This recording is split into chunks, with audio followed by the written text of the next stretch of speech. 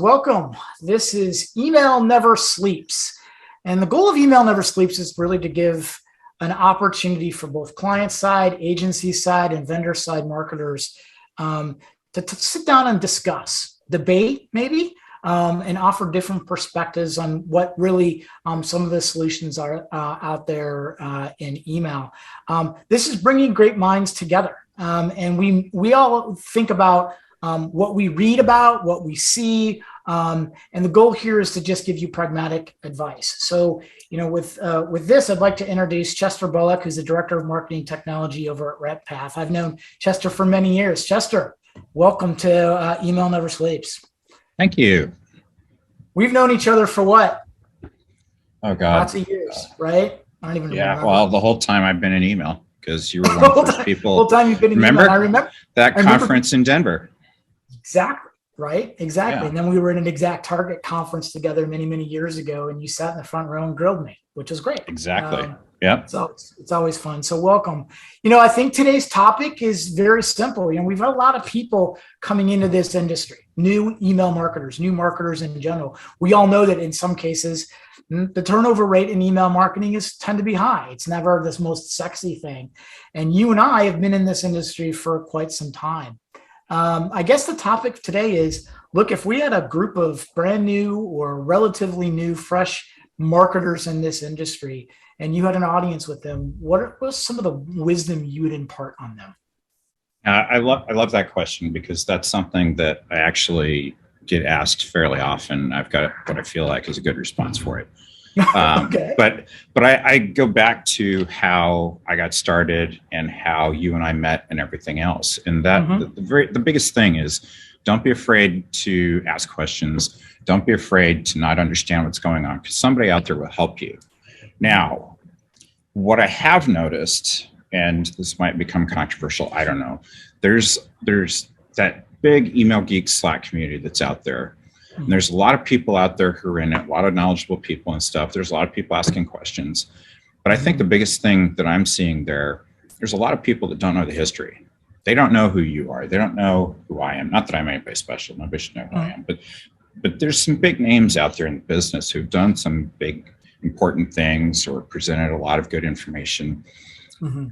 And they don't necessarily participate in that community, but people don't go seek them out for their wisdom or their answers or their questions, right? Like when I started, I had no problem hounding you at conferences. I had no problem asking Alex at conferences about different things or calling him up on the phone, something I later regretted, because, he still likes to call me at 11 o'clock at night. But then there's also people like Warren McDonald, Joel Book, that were always so gracious. They're not really participating in the space too much anymore, but they were so gracious with their time. And if they didn't know something, they had the resources to go back to their respective company and find out who did know an answer and get back to you. And they would follow through on that. And so I think that participating in that community or developing your own community like that is absolutely vital for success in this space. It could be said, it could be true for any space, but this one in particular, because what might be intuitive to some people who've been in the industry for a while, we had to learn that. You have to foster your own environment for having a network of people you can rely on to get answers to the tough questions, or even to bounce crazy ideas off of. That was one of the things you and I always did, and Alex and I always did, that was great, was bouncing the crazy, keep us grounded. And that was hugely, hugely useful. You think they should be not only active in these communities, but what about content and webinars and all this other stuff that tends to kind of pop up each and every year from every vendor? Well, that's where it gets interesting, right? So yes, number one, I do think people need to participate in those communities, and they need to be not afraid to step up and say, hey, I'm so-and-so and I don't know anything, but can you help me? Right. Guarantee you, I know off the top of my head, 10 or 12 people who would jump in and help immediately. And that's what's beautiful about our community, right? Is everybody's really, really willing to help. Yeah. When you start talking about the webinars and all the different things different companies are doing, that's where it gets interesting. And I laugh because, I've become jaded about this, and you know this very well about me. I know. Which is probably why you asked. So, but nowadays, most ESP presentations are coming from a sales team at the ESP who had some glimmer of an idea that a client was doing something cool. The client may not even know how it was built because some other professional services team built it. So in combination, you've got this group of people that are presenting a solution that they don't know how it works. Right. And that always frustrates me. One of the biggest, most rewarding things that ever happened to me was when I was speaking at the Exact Target conference and had a room full of people who were ready to ask questions and I could help them solve a problem. You don't get that from most webinars now. Now you get 50,000 foot strategic kinds of things. And the marketer goes back to their company and says, oh, I learned about this great thing we should be doing. And somebody says, well, how do you do it? Like, I don't know. Like, what did you learn? You learned something else that you need to add to your test cadence or some other strategic thing, but you still don't know how to do it. You don't know how to do it in the tool. You don't know how to do it in a different tool. You don't even know how to map it out on a piece of paper because they don't give you that information anymore. And that's frustrating. I'm practical. I like to know how to do things. Absolutely. Right. And I think I've always used this term that I think sometimes as email marketers, me included, we sometimes have echolalia. Means we love to repeat ourselves year after year after year. And it seems like I've repeated the whole personalization aspect year after year after year. But if I had a group of, young email marketers in front of me, I think one of the things that I would probably impart on them is that sometimes you need to go back to the basics, blocking and tackling, right? I'll use football as an example, right? You have to know how to block and tackle correctly. You have to know how to run the plays successfully before you can do some of the sexy stuff. A lot of the times when people talk about things in the community, they're very advanced. But yet when you kind of peel back the onion a little bit, it's pretty rotten in the middle. And we don't necessarily focus on some of the stuff that really needs to be taken care of. And it may not be the sexy, cool stuff, right? And I know as young marketers, they want to make their mark, right? But my philosophy has always been, take a look at what you have before you start to want more, because you have to improve on what you have or what somebody left over to you, right? And kind of gave it to you before you can really start doing some of the other stuff. I think the Email Geeks community is a great way to sort of latch on and understand from people who've been in this industry, can they make that connection, right? I made the connection just like you did to Joel Bullock or to Lauren McDonald or to any one of these sort of influencers over the years, and you kind of got their shtick, you got their thing, and you understood because you agreed with them and how they did. Another person, probably David Baker, right? I remember reading David Baker and reading some of his stuff, and it went way over my head. But ultimately, I appreciated what these folks were trying to do, and part the wisdom that it's not always about what the next bright, shiny thing is. It's really going sort of back to the basics. So participating in communities, also participating that there are, press releases and there are case studies and there are webcasts and podcasts, and there's so much different stuff out there.